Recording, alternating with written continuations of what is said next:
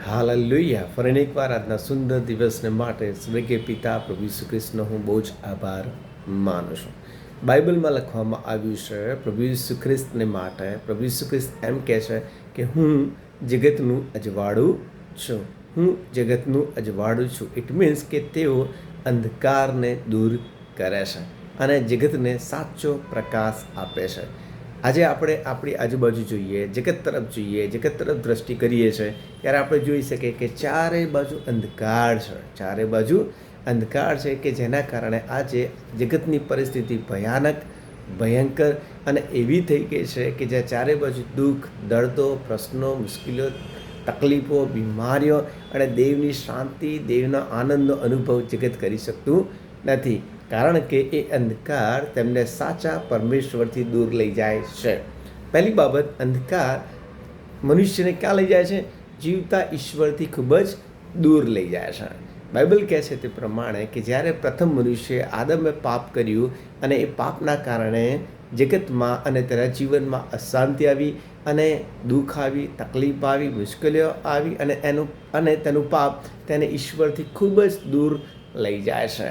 એટલે અંધકાર તેને પાપથી ખૂબ જ ઈશ્વરથી દૂર લઈ જાય છે અને ઈશ્વરની પાસે આવવાને માટે મનુષ્ય ઘણા બધા પ્રયત્ન કરે છે. એમ કહે છે મનુષ્ય ખૂબ જ દૂર સુધી ચાલે છે. મનુષ્ય પહાડો પર ચડી જાય છે.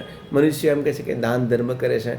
મનુષ્ય એમ કહે છે કે એવી ક્રિયાઓ કરે છે કે જેથી કરીને તે જીવતા દેવને પ્રસન્ન કરે. પણ બાઇબલ એવું કહે છે કે ફક્ત ઈસુ ખ્રિસ્તનું લોહી જ તેને તેના પાપોથી દૂર કરે છે અને જીવતા દેવની પાસે તેને નજીક લાવે છે.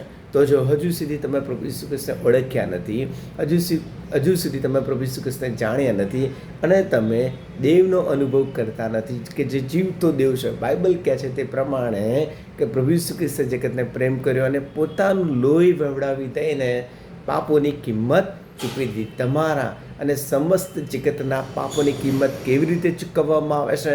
ઘણા લોકો એમ કહે છે કે નદીમાં સ્નાન કરવાથી પાપોની માફી મળે છે. Not possible. અંધકાર તમને એવી બાબતો તરફ દોરી જાય છે કે જે બાબત તમને ખરેખર ઈશ્વરના સાચા જ્ઞાનથી દૂર લઈ જાય છે. અને બાઇબલ એમ કહે છે કે ઈસુનું લોહી તમને સગળા પાપોથી શુદ્ધ કરે છે. બાઇબલ એમ કહે છે કે ઈસુ ખ્રિસ્ત તમને સાચા પ્રકાશમાં અને માર્ગમાં દોરી જાય છે. તો પ્રભુ ઈસુ ખ્રિસ્ત વિશે જાણો, બાઇબલ વાંચો તો તમને સાચો પ્રકાશ મળશે. કારણ કે બાઇબલ એમ કહે છે કે હું જગતનું અજવાળું છે. જો તમે પ્રભુ ઈસુ ખ્રિસ્તની પાછળ ચાલશો તો તમને જીવતા દેવની ઓળખ મળશે, તમને પ્રભુની ઓળખ મળશે, તમારા પાપ દૂર થશે અને તમને દેવની સાથે કે જેણે તમને બનાવ્યા છે, જેણે આકાશ અને પૃથ્વી ઉત્પન્ન કર્યા છે, તે દેવની સાથેના સંબંધમાં તમે આવશો અને દેવથી દૂર જવાની જગ્યાએ દેવના દીકરા તમે બનશો. ધેટ ઇઝ વોટ બાઇબલ કહે છે. બીજી બાબત કે અંધકાર તમને જગતમાં એટલા આગળ લઈ જાય છે કે જેના કારણે તમે ખોટા માર્ગોમાં ચાલ્યા જ જાઓ છો. ખોટા માર્ગોમાં દોરવું. ખોટા માર્ગની અંદર તમે જોઈ શકો છો કે આજે ચારે બાજુ વ્યસનો છે.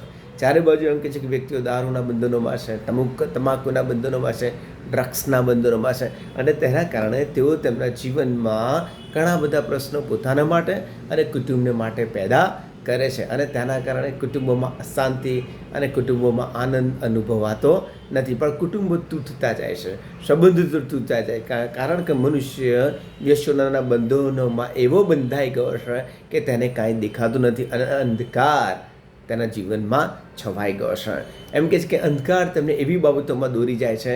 આજે આપણે જોઈએ છીએ કે ઘણી બધી જગ્યાએ આપણે અનૈતિક સંબંધો, લગ્ન બહારના અનૈતિક સંબંધો, સેક્સના સંબંધો, સેક્સનું એમ કહે છે કે ટેલિવિઝન પર આપણે જે બાબતો જોઈએ છીએ જેના કારણે અત્યારથી જ બાળકો એવી દિશા તરફ જઈ રહ્યા છે, અત્યારથી જ કુટુંબો એવી દિશા તરફ થઈ રહ્યા છે કે જેનું પરિણામ ભયંકર છે.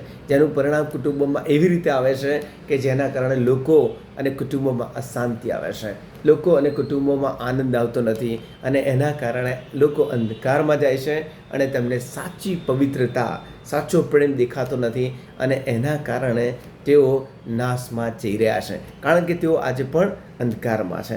એમ કહે છે કે અંધકાર તેમને એવા આનંદ તરફ લઈ જાય છે, જગિક આનંદ તરફ લઈ જાય છે કે જે જગિત આનંદ જ્યારે થોડા સમય માટે હોય અને બંધ થઈ જાય, દૂર થઈ જાય ત્યારે પાછા હતા આવી જાય. જગિત આનંદમાં એમ કહે છે કે તેઓ હોલિવૂડ બોલિવૂડના ગીતો તરફ દોરે છે, સંગીત તરફ જાય છે, ડીજે તરફ જાય છે, અને એમ કહે છે કે જે ગીત આનંદ મેળવવાને માટે એમ કહે છે કે તો દૂર દૂર સુધી જાય છે. પણ જ્યારે આનંદ નાશ પામે છે, જ્યારે આનંદ દૂર થઈ જાય છે, કારણ કે આનંદ કોનો હોય છે? જગતનો. અહીં આનંદ કોનો હોય છે? અંધકારનો. પણ જે આનંદ પ્રભુ ઈસુ ખ્રિસ્ત આપે છે, જે આનંદ પવિત્ર આત્મા દ્વારા આવે છે, જ્યારે આનંદનો તેમને અનુભવ થતો નથી, ત્યારે એમ કહે છે કે આનંદ સમાપ્ત થઈ જાય છે, ત્યારે ફરીને એકવાર તે તેમના જીવનમાં પાછા આવી જાય છે અને તેમને દુઃખનો, તકલીફનો, મુશ્કેલીઓનો અનુભવ થાય છે. અને એમ કહે છે કે પોતાનું જીવન ટકાવી રાખવાનું અંધકારમાં તેઓ સતત ને સતત જૂઠ બોલતા જાય છે. એમને એવું લાગે છે કે અમે સાચા માર્ગમાં ચાલી રહ્યા છે.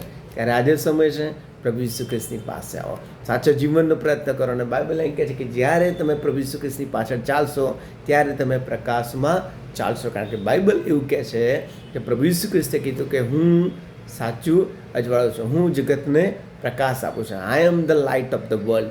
હું જગતનું અજવાળું છું. ત્યારે તમે પ્રભુ ઈસુ ખ્રિસ્તની પાછળ ચાલશો ત્યારે તમારા જીવનોમાં, તમારા કુટુંબોમાં શાંતિ આવશે, આનંદ આવશે, આશીર્વાદ આવશે.